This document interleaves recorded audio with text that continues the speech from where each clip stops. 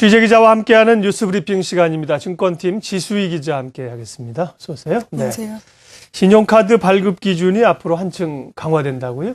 네, 그렇습니다. 금융감독원이 카드 돌려막기를 근절하기 위해서 칼을 빼들었습니다. 이달 말부터는 월 가처분 소득, 즉 월 소득에서 부채 상환액을 뺀 금액이 50만 원이 안 될 경우에 카드 발급이 어려워집니다. 금감원은 또 3장 이상 카드로 현금 서비스나 리볼빙, 또 카드론 같은 대출을 이용하고 있을 때도 신규 발급을 제한하기로 했는데요.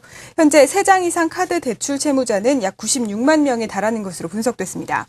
카드 한도도 지금까지 카드사가 자체적으로 설정했지만 앞으로는 신용등급에 따라서 한도가 책정될 예정입니다. 특히 신용등급 7에서 10등급은 월 가처분 소득의 2배 이내로 한도가 정해지고요. 이 새로운 한도 기준은 기존 신용카드 사용자의 경우에는 카드를 갱신할 때 적용될 예정입니다. 네.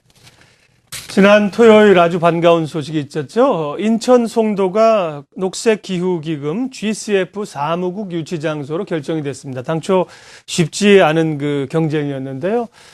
인천 지역이나 전반적으로 또 수도권, 서울, 경제 효과가 클 걸로 예측됩니다. 기대들이 높은 모양이죠. 네, 그렇습니다. 이 녹색기후기금은 개발도상국의 기후변화에 대응하기 위한 UN 산하기구인데요. 이 IMF와 비슷한 규모 8천 달러입니다. 우리 돈으로 900조 원에 달하는 국제기금이 송도에 유치될 것으로 결정되면서 특히 송도 부동산 시장이 벌써부터 들썩거리고 있습니다.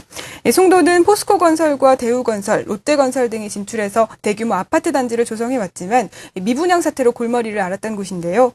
발표 당일이었던 지난 20일 미분양 아파트 20여 채가 한 번에 팔려나가고 또 40건의 가계약이 이루어지는 등 발빠른 투자자들은 벌써 움직이고 있습니다. 또 여기에 양도세 감면 혜택까지 더해져서 투자 문의가 평소보다 급격히 증가한 것으로 알려졌습니다. 전문가들은 송도뿐만 아니라 청라나 영종 등 주변 지역으로도 효과가 이어질 것으로 전망하고 있는데요. 또 고용 유발 효과가 주재원을 포함해서 약 2천 명으로 전망되고 관련 국제회의도 연간 120여 차례 예정돼 있어 매년 수십만 명이 송도에 머무를 것으로 예상돼서 당분간 이 지역에 대한 관심은 지속될 것으로 보입니다.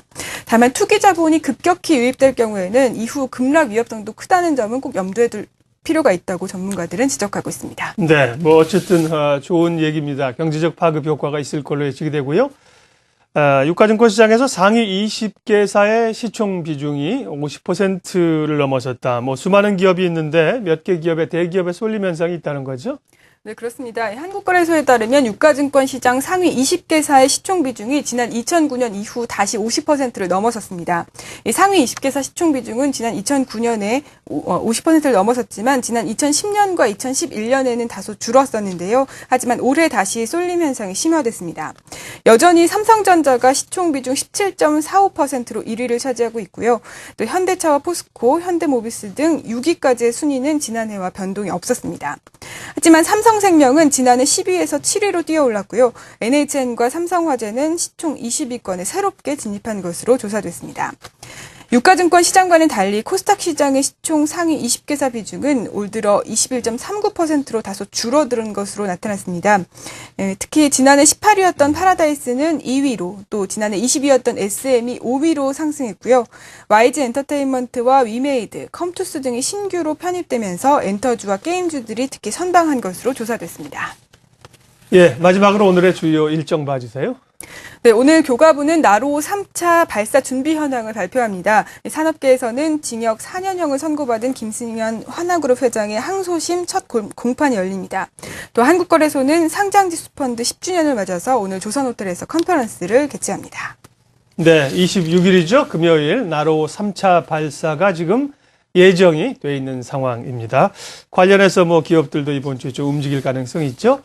오늘의 뉴스 브리핑 증권팀 지수희 기자 함께했습니다. 잘 들었습니다. 감사합니다.